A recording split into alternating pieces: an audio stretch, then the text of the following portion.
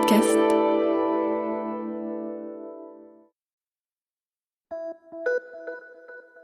Salut, c'est Clara de Lina.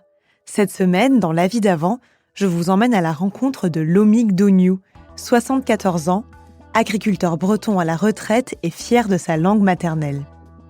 On est en 1977, l'année où la première école en langue bretonne est ouverte. Pendant des décennies, les écoliers bretons ont été empêchés de parler leur langue. L'école Diwan, gratuite et laïque, est le résultat d'un combat mené par une génération de Bretons engagés pour la défense de leur langue et de leur culture.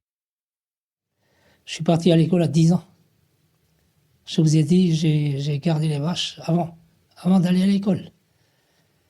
Et vous restiez tout seul comme ça avec les vaches? Ah oui, Quand vous pensiez? à beaucoup de choses. À beaucoup de choses. Il m'est arrivé de comparer ma vie avec d'autres jeunes qui n'avaient rien à foutre. Par exemple, les jeunes qui n'étaient pas à la terre, qui étaient dans les bourgs, dans les bourgades. Et à côté de leur vie, je jugeais que j'étais un petit bagnard. Je faisais 4 kilomètres à pied tous les matins pour aller à l'école et autant pour revenir, avec des sabots de bois et des bas de laine que la mère tricotait par tous les temps.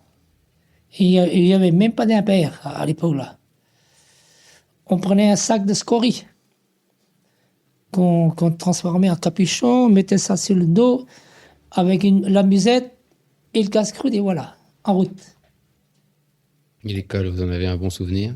Oui, j'ai un bon souvenir de l'école à certains égards, mais par contre, j'ai gardé un très mauvais souvenir de l'école.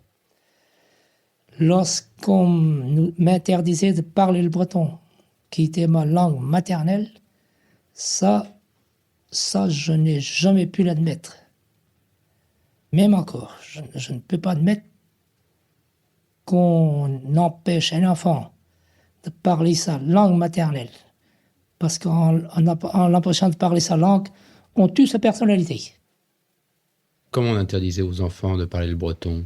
C'était pendant la guerre de 1914 que je suis allé à l'école et le ministre de l'Instruction publique, à l'époque, interdisait absolument aux maîtres de parler le breton aux élèves. Il fallait absolument que cette langue de paysan, cette langue rocailleuse, devait disparaître à jamais en France. Ce monsieur-là ne se rendait pas compte que nous étions des Bretons et que nous étions des Celtes avant d'être des Français, avant d'être des Latins. L'instituteur, il ne nous parlait jamais en breton. Même au début, moi je juge que si l'instituteur nous avait expliqué, par exemple, une phrase, un texte en breton, nous l'aurions assimilé beaucoup plus vite. Tandis que, autrement, nous étions obligés de rechercher, de tâtonner. À tel point que quand je commençais à écrire des rédactions, je mettais des mots bretons que je jugeais bons à la place de mots français. Puisque le mot français, je ne connaissais pas le mot français qu'il fallait. Oh, des punitions, j'en ai eu. Oh là là là. Ça s'exprimait comment, les punitions? Les punitions, on vous est obligé d'écrire un texte sur un livre, 3 ou 4 pages, sur un livre. Ou bien alors, on vous demandait d'écrire 20, 30 ou 40 fois, jusqu'à 100 fois le verbe « je parle breton en classe » ou « je parle breton dans la cour ». C'était long, hein. Il fallait pédaler pour faire ces punitions-là. Mais comme punition aussi, on devait porter le sabot ou la vache. Certaines écoles, on leur donnait un sabot, ou bien la vache. C'était une espèce de bilboquet en bois là que c'est encore plus terrible parce qu'on chargeait les enfants de se tromper entre eux. On entendait un camarade, le meilleur camarade de l'école, prononcer un mot de breton que tu t'es pénu, hop là. tu dépassais la vache. Et j'ai gardé cette situation-là un très désagréable souvenir.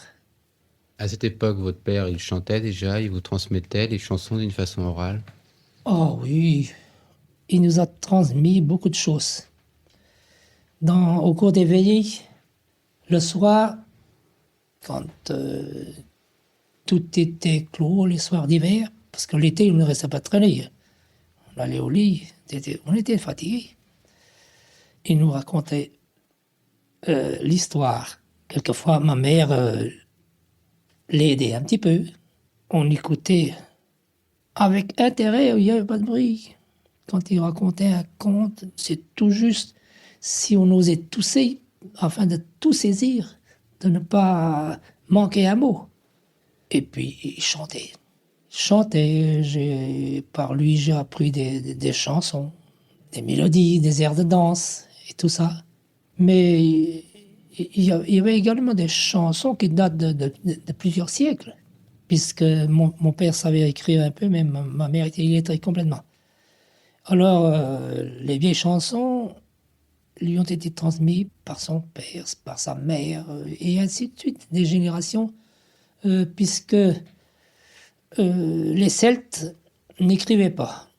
Ils transmettaient leurs idées, leurs chants, leurs contes, leurs guers, comme on appelle ça en breton, l'un à l'autre, de bouche à oreille.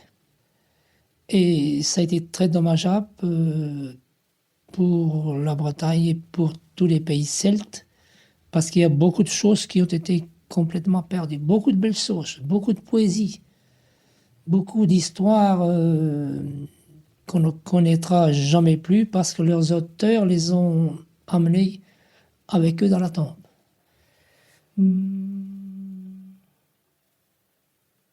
Apiwe e sjuvenøret, han dutta gerazoe. Miolenes gammel mamger, de belær hinde gusket.